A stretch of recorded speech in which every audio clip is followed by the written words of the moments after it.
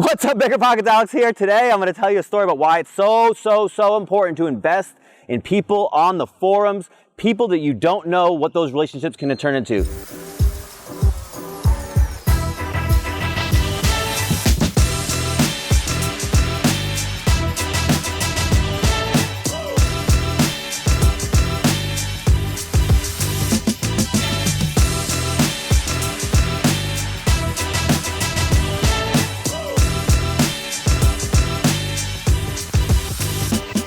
Today we're going to meet my friend Cindy. She's going to show you this house. We have been talking on the internet for 5 years. We've never met, and it's just incredible that you can meet somebody digitally and then what it can turn into later that you just have no idea. Today we're going to work on this great project and we're going to tell you this great story, and I'm not going to make you wait any longer. Let's go meet Cindy.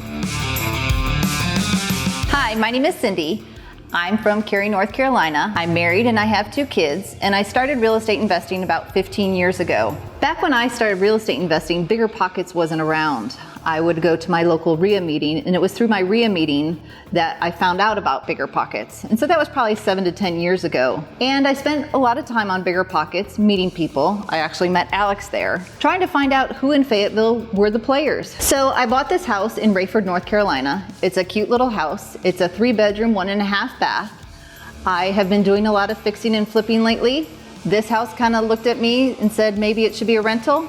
Why don't you come in and give me your opinion and tell me what you think? I have done a lot of flipping and I know what it takes to make a retail property sell. I need to figure out and get a good balance of what it takes to make a rental property rentable. I'm still confused on how much I should fix up a rental property.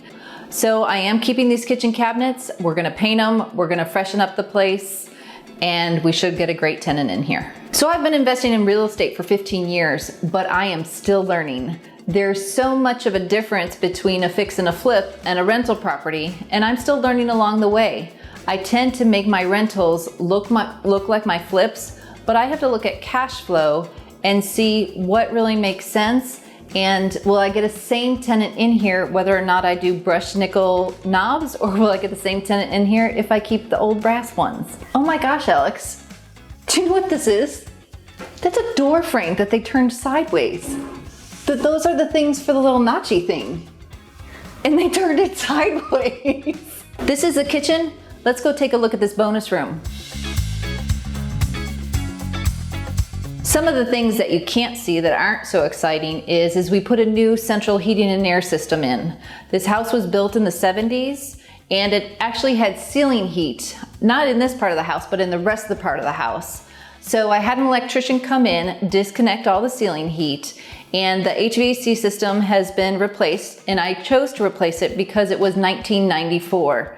So I didn't want to put a tenant in it and be worried about a HVAC system going bad. So down the hallway, we have 3 bedrooms, 1.5 bath. Here's a bedroom.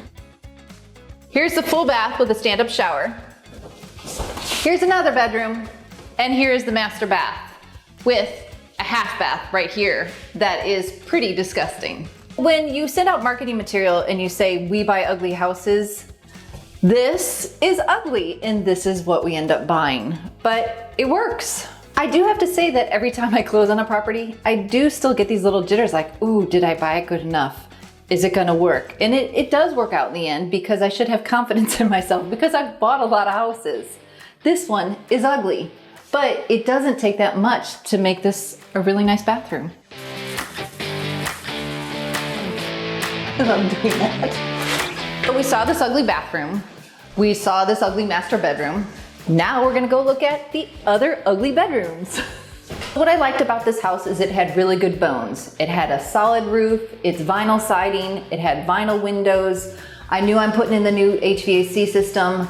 I know that because I bought it low, it doesn't really matter what my exit is gonna be. I'll be profitable either way. For my new investors, what I would recommend is study as much as possible, but don't be afraid to do it.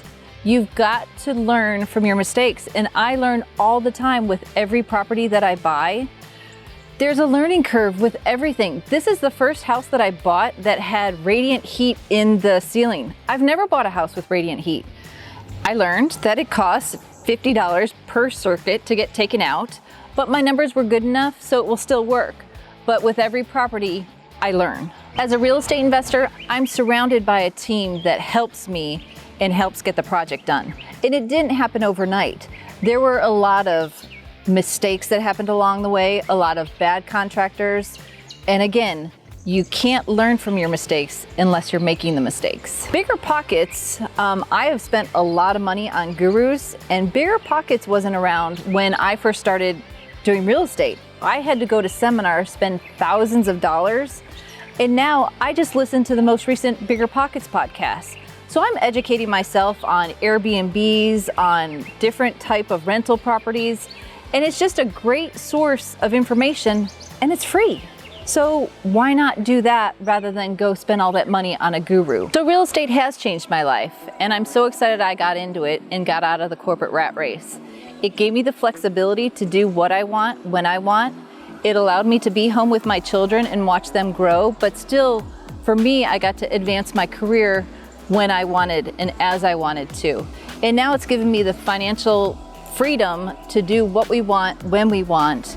And what's great is my kids are seeing the value that we have gotten out of real estate, the freedom that we've gotten out of real estate, and how you can still have a very successful career and not work 24/7 and love what you do. And when you love what you do, it really isn't work.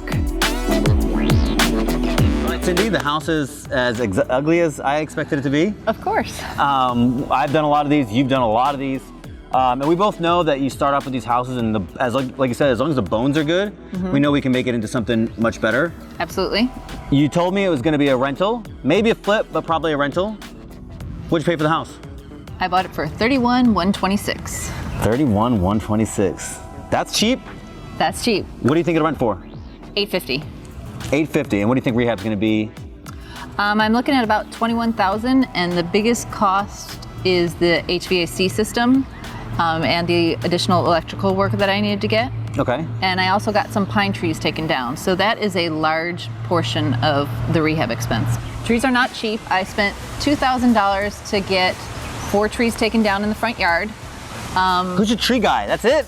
Yeah, I know. I got a great deal on the trees. Are you gonna put a loan on it afterwards? Right now with COVID-19, getting loans are a lot more difficult. I've got the advantage that I have a lot of equity lines that I have access to, and so I might keep the property on a line of credit right now until things settle down with COVID-19. If I hold it for 12 months, then the bank that I normally work with, they can do a great loan for me, and I can bundle some rentals together and just do a big commercial loan. A lot of beginners, they're always trying to find out how to pay for houses. Now, I know now that you've been doing this for years and years and years, that's probably less of a worry. Right. But in the beginning, when we first got into real estate, we had a house, we had no kids, and we had an attic. And my husband actually finished off the 3rd floor of the house, and then we got an equity line on the house. And the equity line was $153,000 on the house.